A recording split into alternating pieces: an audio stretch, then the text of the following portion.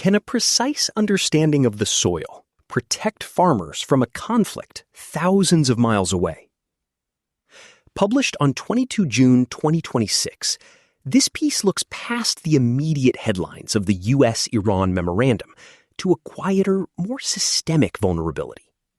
While the world watches oil prices, the focus here is on the fertilizer and sulfur that move through the Strait of Hormuz, inputs that sustain global food yields.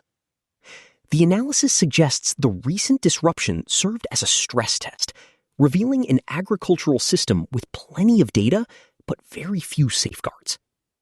It asks what it would take to build a genuine buffer before the next inevitable shock arrives.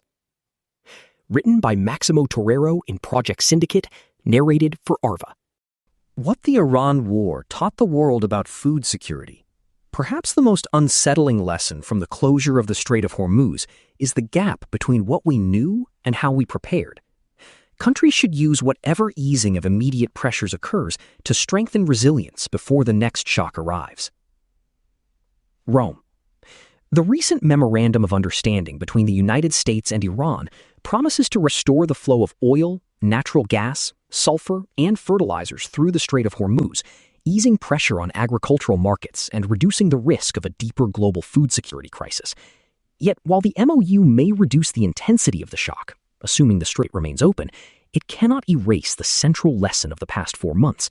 Agriculture remains dangerously vulnerable to disruptions in fertilizer supply chains.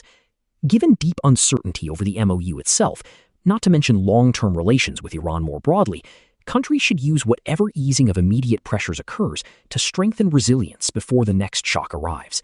The question is not whether another disruption will occur, but whether we will be better prepared when it does.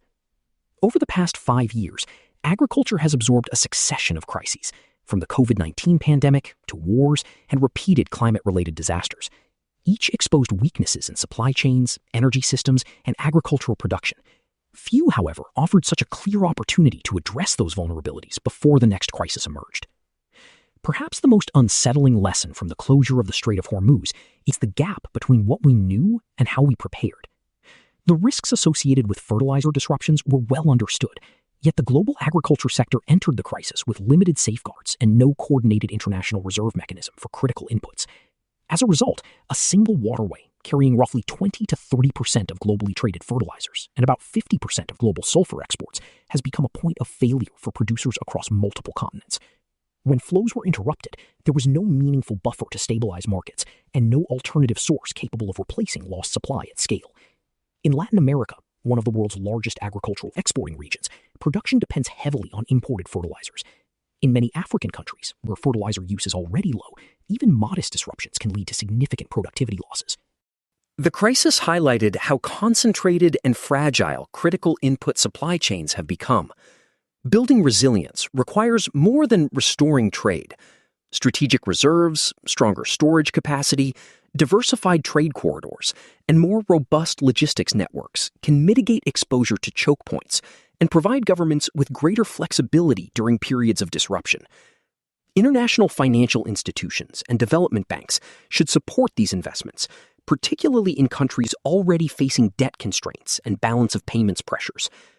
The shock also highlighted the close relationship between energy and agri-food systems. In many developing countries, millions of irrigation pumps, transport networks, and farm machines still rely on diesel, so that volatility in fuel markets translates rapidly into higher production costs. Reducing agriculture's exposure to energy shocks through investments in rural electrification and renewable energy can improve both resilience and long-term competitiveness.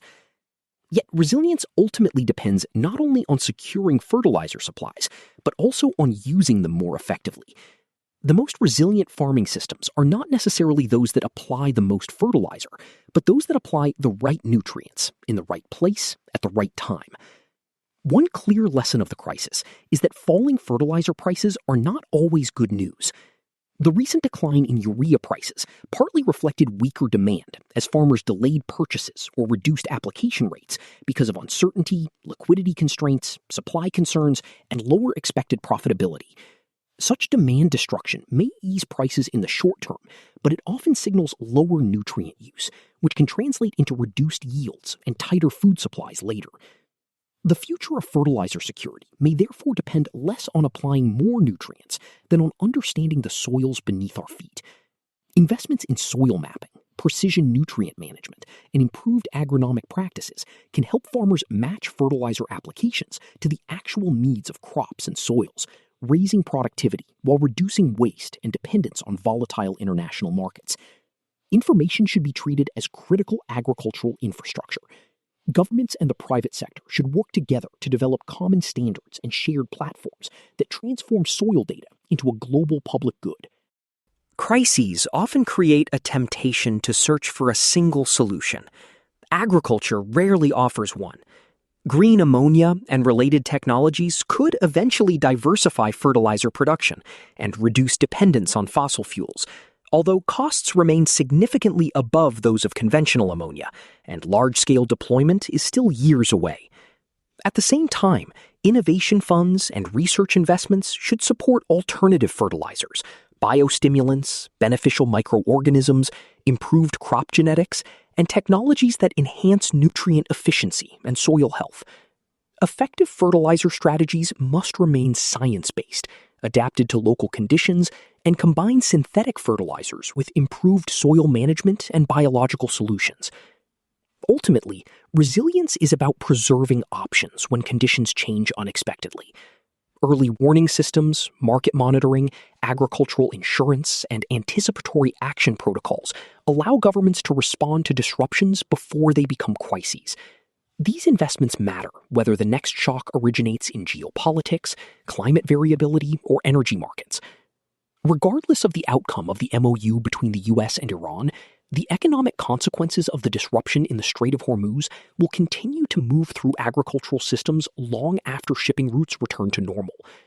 The UN Food and Agriculture Organization's analysis suggests that as higher input costs and production adjustments work their way through markets, producers may continue to face lower profitability and income losses in 2026.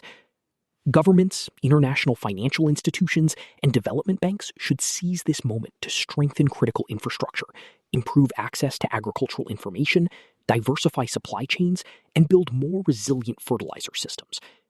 The vulnerabilities exposed by this crisis were well understood before it began. They should not remain unresolved after it ends.